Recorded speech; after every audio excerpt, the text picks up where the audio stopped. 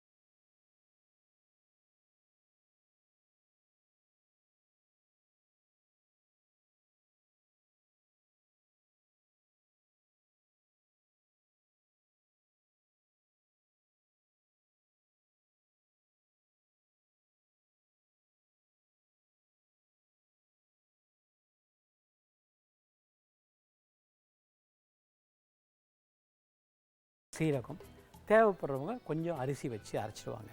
தாளிக்கிறதுல கடுகு, காஞ்ச மிளகாய், கருவேப்பிலை, பெருங்காயம் போட்டு தாளிப்பாங்க. தாளிச்சிட்டு இந்த அரைச்சி வச்சுருக்க இந்த மசாலாவை போட்டு மஞ்சத்தூள் போட்டு கொதிக்க விட்டு அதுக்கப்புறம் அடுப்பை அணைச்சிட்டு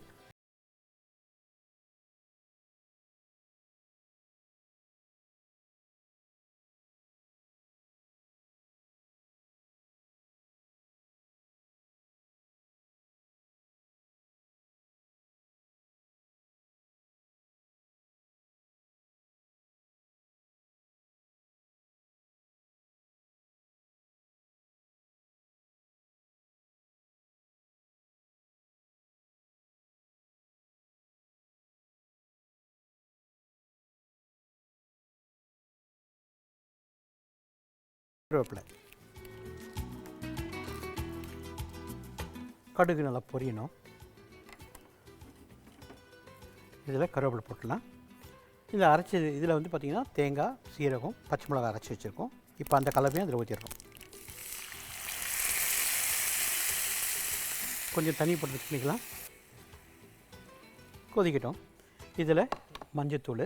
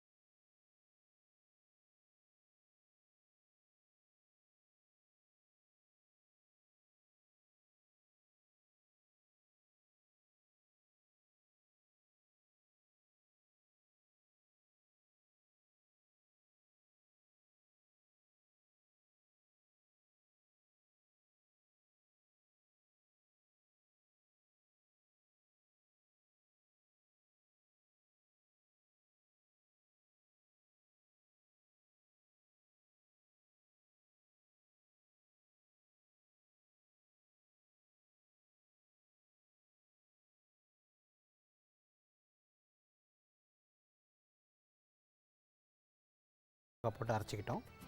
அதில் வெங்காயமும் கொஞ்சம் கொத்தமல்லியும் போட்டு பிசைஞ்சிட்டு உப்பு போட்டு சின்ன சின்ன உருண்டையாக உருட்டு எண்ணெயில் பொரித்து எடுத்துட்டோம். தனியாக அரைக்கிறதுக்கு தேங்காய், சீரகம், பச்சை மிளகாய் தனியாக அரைச்சிட்டோம். 2 டீஸ்பூன் எண்ணெயை விட்டு கடுகு, காஞ்ச மிளகாய், கருவேப்பிலை, தேவைப்படுறவங்க பெருங்காயத்தை யூஸ் பண்ணிக்கலாம்.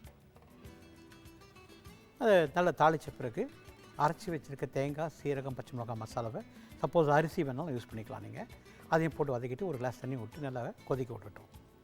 மஞ்சள் தூளையும் போட்டோம். பச்சை வாசனை போன பிறகு அடுப்பை அணைச்சிட்டு தயிரை ஒரு அடி அடிச்சுட்டு ஊற்றிட்டோம்னா அருமையான மோர் குழம்பு சூப்பராக ரெடி ஆகிடுச்சு. இப்போ இதை ஒரு பாத்திரத்தை ஊற்றிடலாம்.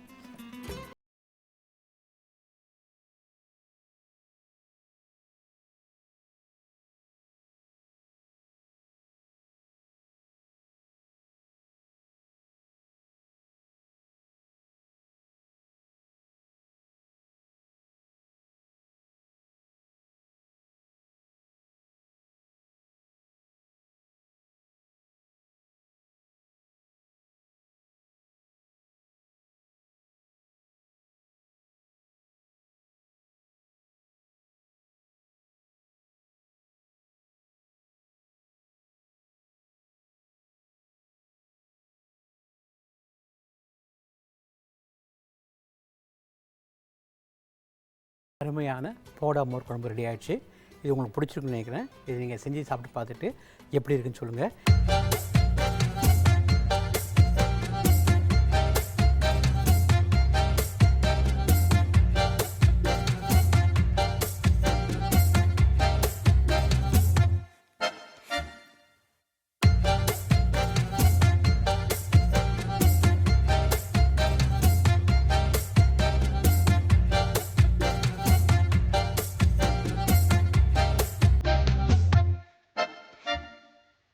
இதுக்கு அடுத்த டிஷ் நம்ம செய்ய போகிறது பாப்படி சாட்.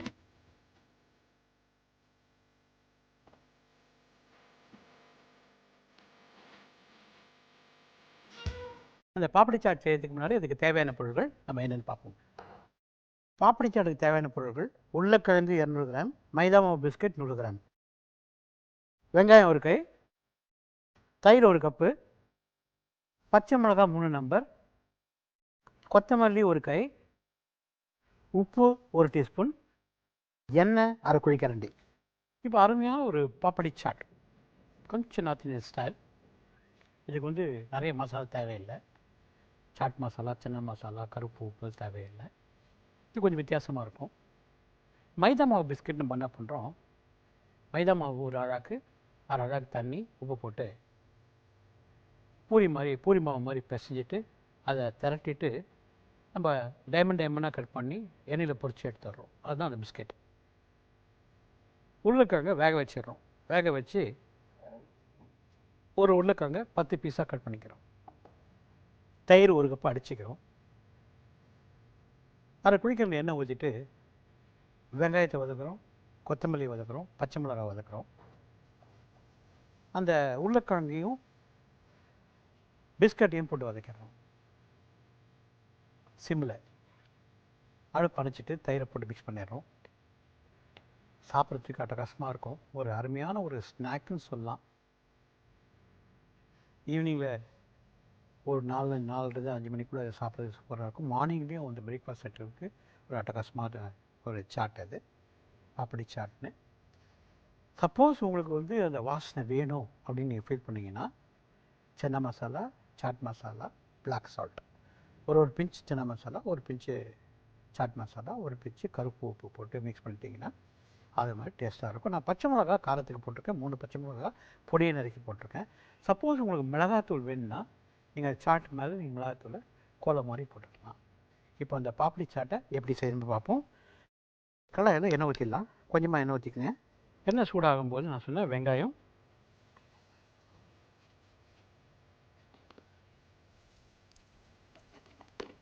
கொத்தமல்லி,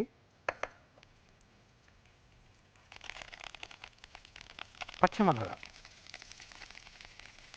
காரத்துக்கு பச்சை மிளகாய் போடுறோம். நீங்கள் சப்போஸ் வேணும்னா மிளகாத்தூள் நீங்கள் தனியாக சேர்த்துக்கலாம். இதை போட்டு நம்ம முதல்ல வதக்கிடலாம். திரும்பி சொல்கிறேன், இந்த பிஸ்கெட்டு, மைதா மாவு, உப்பு, தண்ணி போட்டு பூரி மாவு மாதிரி பிசைஞ்சு அதை டைமண்டாக கட் பண்ணி எண்ணெயில் பொரிச்சு எடுத்திங்கன்னா உங்களுக்கு பிஸ்கெட் கிடைக்கும். இப்போது வெங்காயம், கொத்தமல்லி, பச்சை மிளகாயை வதக்கிட்டோம். உருளைக்கிழங்கை வேக வச்சுருக்கோம், பிஸ்கெட்டை வேக வச்சுருக்கோம். இது ரெண்டுத்தையும் இதில் போட்டுருவோம்.